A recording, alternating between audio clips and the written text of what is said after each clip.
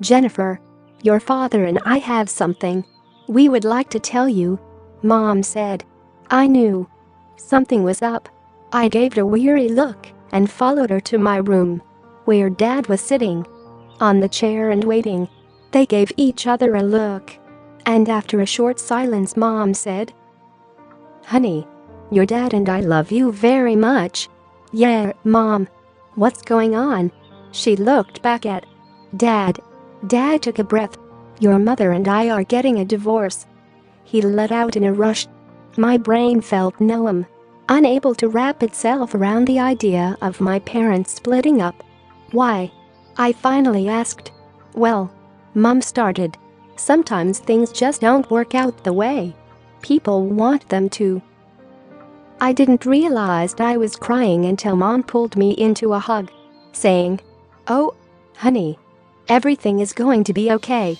I watched my mom look at my dad again. Then he spoke.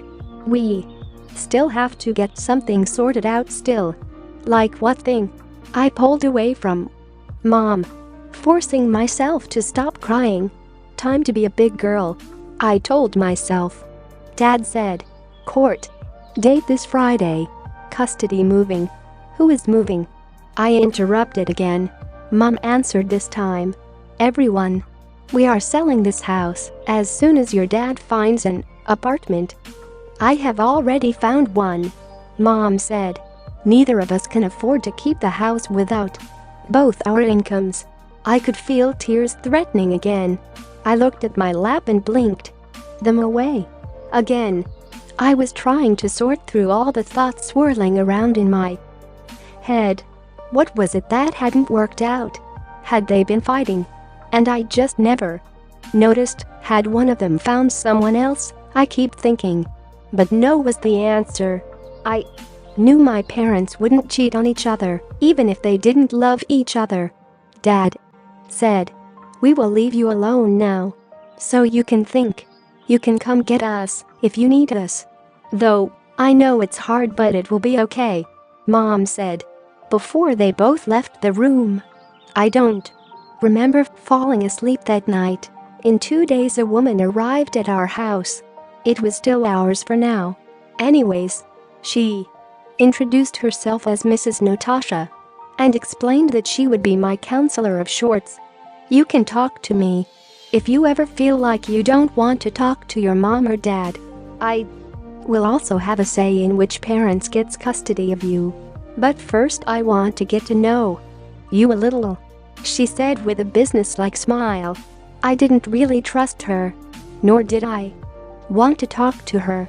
I brought her to my room at a request and answered her questions.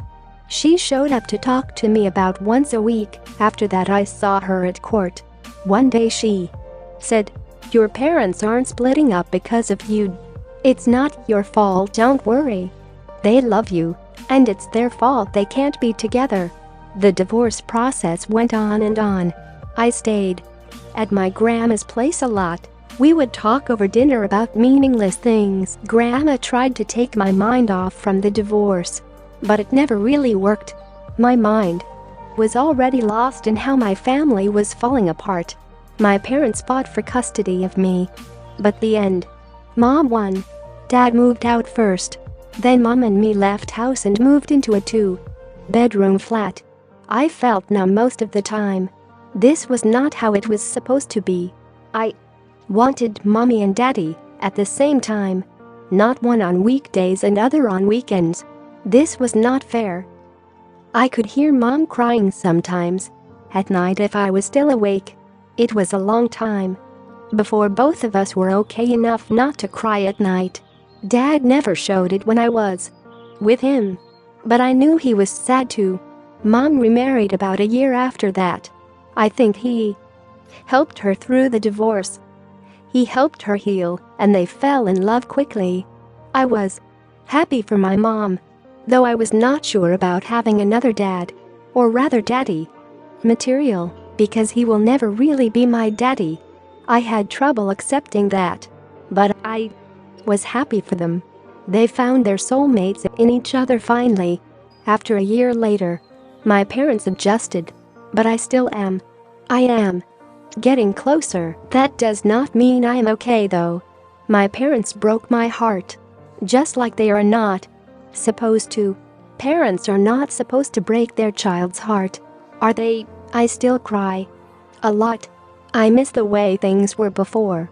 My family and friends have done their best to cheer me up. But they just don't know how. They don't always understand. I still told that I get 2 families now. That means twice the joy and support. And that's all good and true, but you know what? I don't want this life. I want my past. I want my parents back. During the process of divorce, children suffer the most. Subscribe us to watch more videos. We are making videos to change someone's life. Share and make every parents aware.